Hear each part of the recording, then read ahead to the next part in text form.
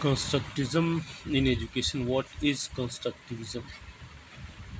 Constructivism in education is a learning theory states students learn new information by building on top of a foundation of what they have already learned.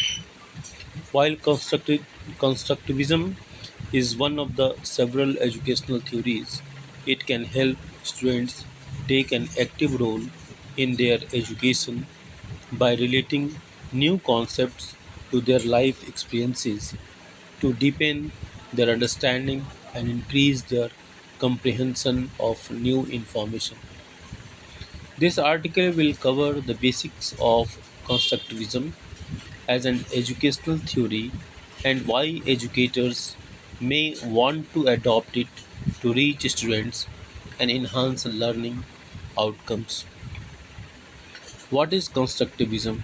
Constructivism learning theory (CLT) operates on the principle that students actively participate in discovery based learning, building upon existing knowledge to learn new concepts. Constructivism looks at learning as both the act of building and, if it were a building itself, with prior knowledge forming a foundation to build upon. Teachers and educators can leverage this approach effectively by helping students better understand concepts they have already learned, relating them to their everyday experiences to help new lessons resonate. Constructivism has its roots in the cognitive revolution of 1950s as an intellectual movement to study the mind and its various processes. Constructivism is a reaction to behaviorism. Previously, the dominant approach solely focused on observable behavior, not the hidden thought process. Constructivism encompassed thought leaders and theorists from such varying disciplines as psychology, anthropology, linguistics, neuroscience, computer science, and philosophy. The leading figure of cognitive constructivism as it pertains to education was Swiss psychologist Jean Piaget.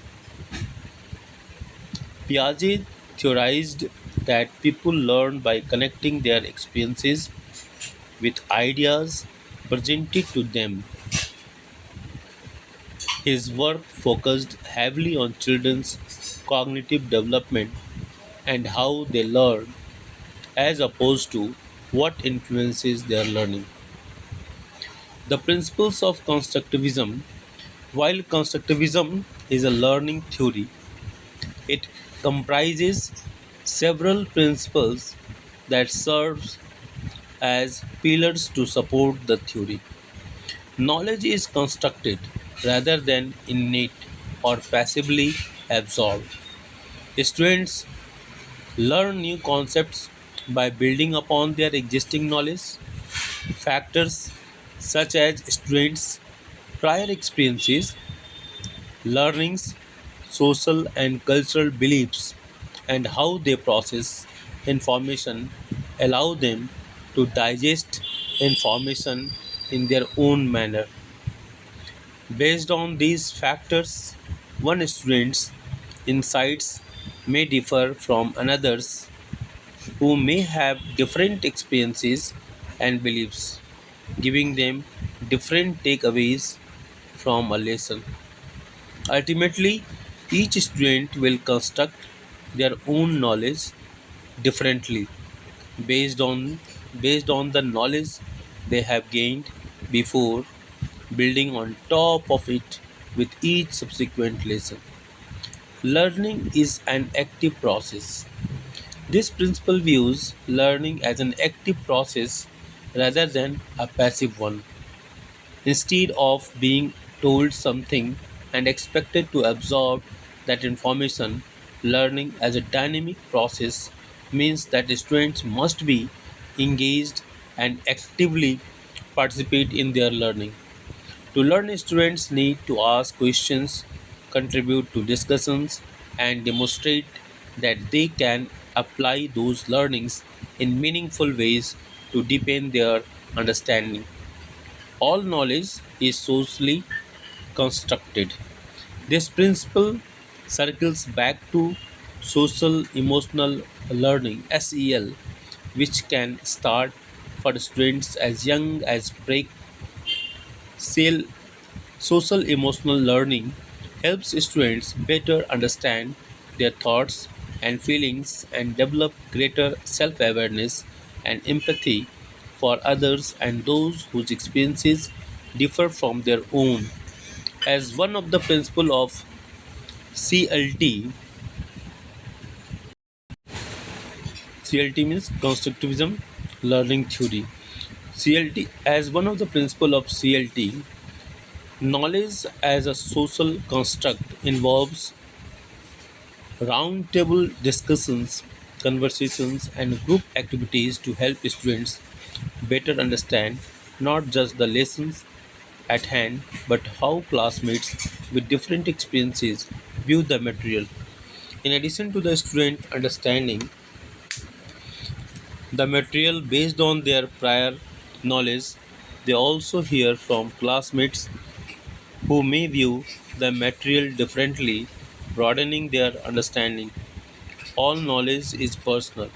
Constructivism in education asserts that each student interacts with material and knowledge differently based on personal experiences and feelings. Each student may bring a different perspective to the same lesson. Even when various students in a classroom share their thoughts on the same material, knowledge becomes personal for each student. Learning exists in the mind, while discussion, group interaction, and activity based learning are essential. Constructivism posits, posits that most important work a student can do. Constructivism believes that the most important work a student can do to develop their knowledge is to formulate thoughts on lessons presented to them. Active engagement of the mind is essential for effective learning. When a student engages with the material mentally, it enhances their ability to retain knowledge. Motivation drives learning. Students learn more if they are motivated and excited to learn, while constructivism requires students to take an active role in their learning. Teachers must find ways to help students tap into their knowledge reserves to better support the new information to resonate. Types of constructivism. Although constructivism is a more extensive theoretical concept in education, there are three different types. The three types of constructivism are cognitive, social, and radical constructivism. Cognitive constructivism operates on the perception that students actively construct knowledge based on their present stage of cognitive development. Students make sense of new knowledge by weaving it into their understanding of the world and their experiences up to that moment. Social. Social constructivism emphasizes interaction with others as a basis for learning. People gain knowledge from individual relationships, their culture and environment, as well as their role within larger communities. In essence, social constructivism operates on the belief that it takes a village to raise a child and that students' interaction with others help them construct their knowledge to build upon further. Radical.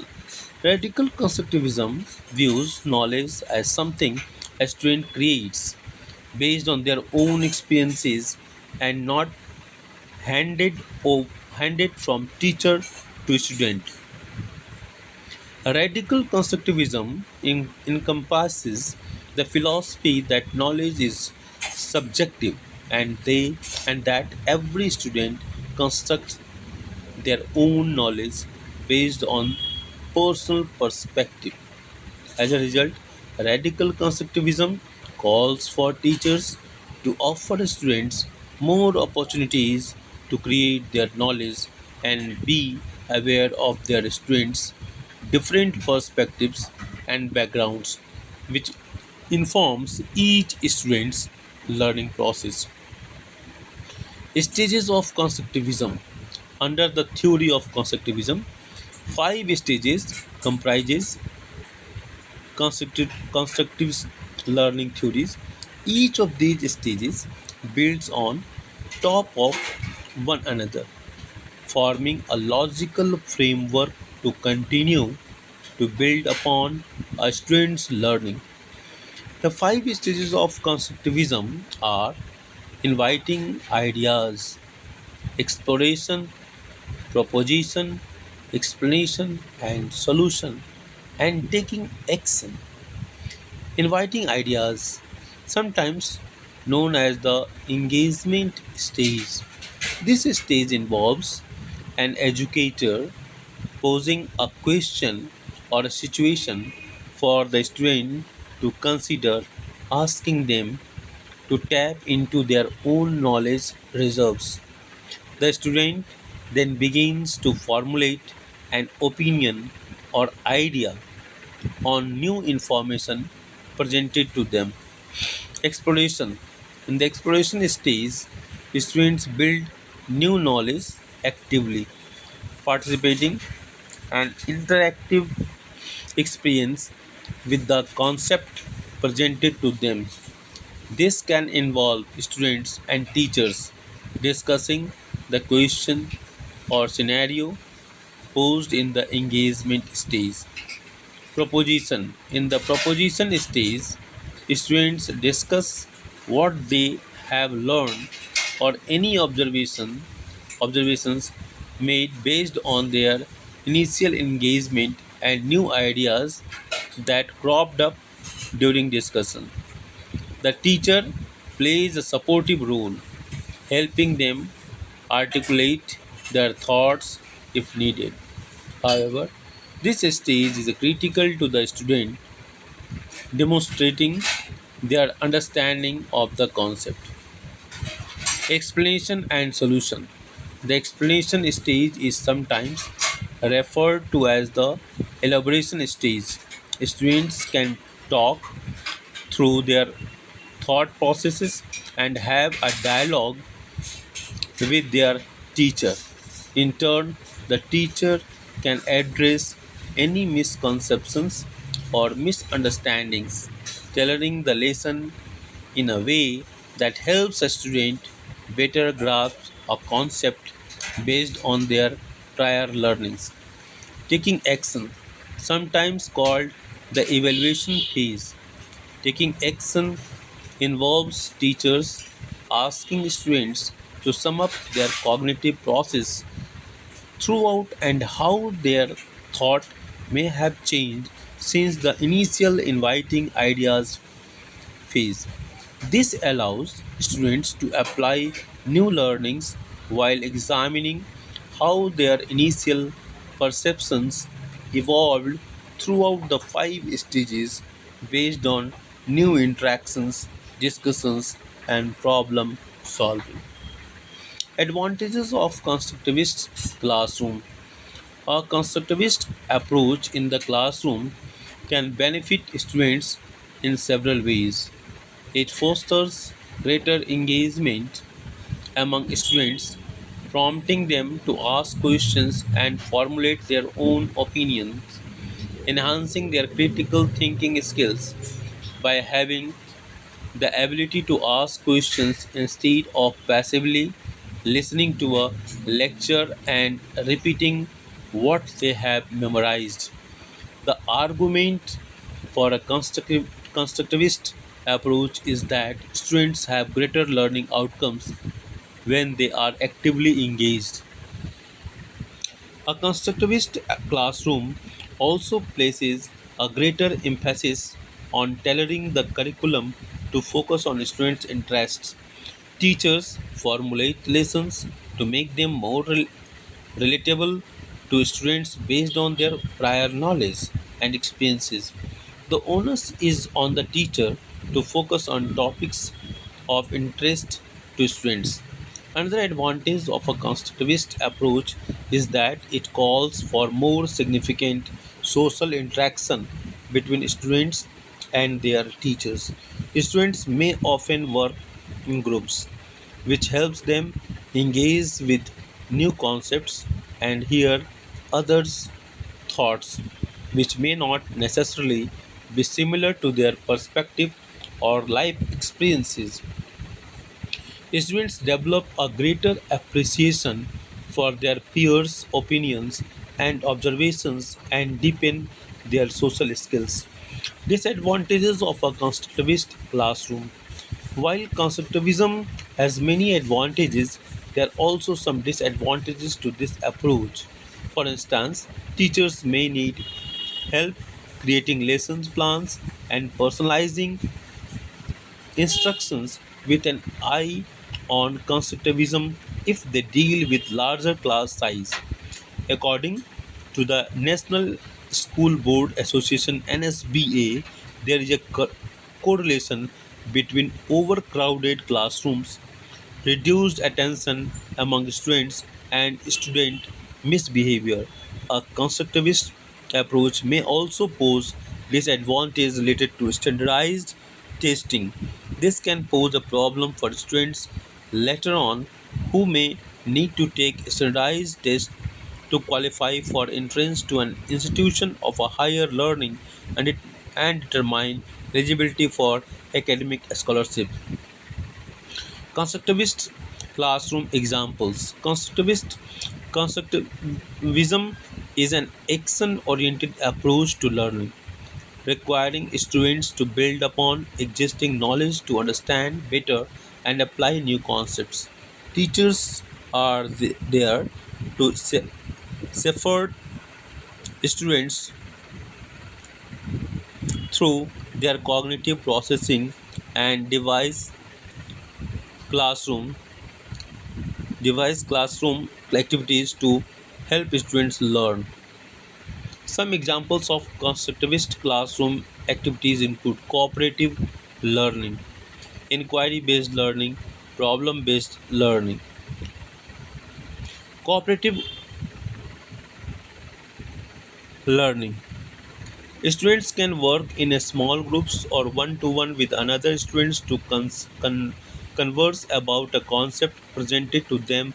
This activity differs from more traditional group work in that students work together to share their ideas and knowledge to complete a task instead of assuming a specific task to a different group members or placing an undue burden on one or two students in a group.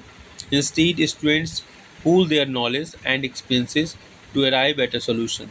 Inquiry based learning, students ask questions and arrive at an answer based on independent research and observation. They share evidence, support the theories they gleaned, then observe how their new findings connect to their previous knowledge and how it may be similar or different. At the end of an inquiry based learning activity, students state their conclusions and the areas where they may want to develop deeper to understand a concept better. Problem based learning. Problem based learning differs from inquiry based learning in that students are presented with an problem and actual problem that requires them to work together to arrive at a solution. This fosters students' social and communication skills, requiring them to work with other instead of working independently to arrive at a solution or conclusion. Advance your career in education with National University. Constructivism is one of many educational approaches that teachers can leverage to enhance learning outcomes. CLT focuses on building upon a student's existing knowledge based and helping them connect what they already know and new concepts. Teachers who employ constructivism in a classroom can help foster greater student engagement and create meaningful dialogues that help students better understand new ideas. If you are considering a okay. How is constructivism used in the classroom? In a setting, teachers allow students to take more of an active role in how they learn.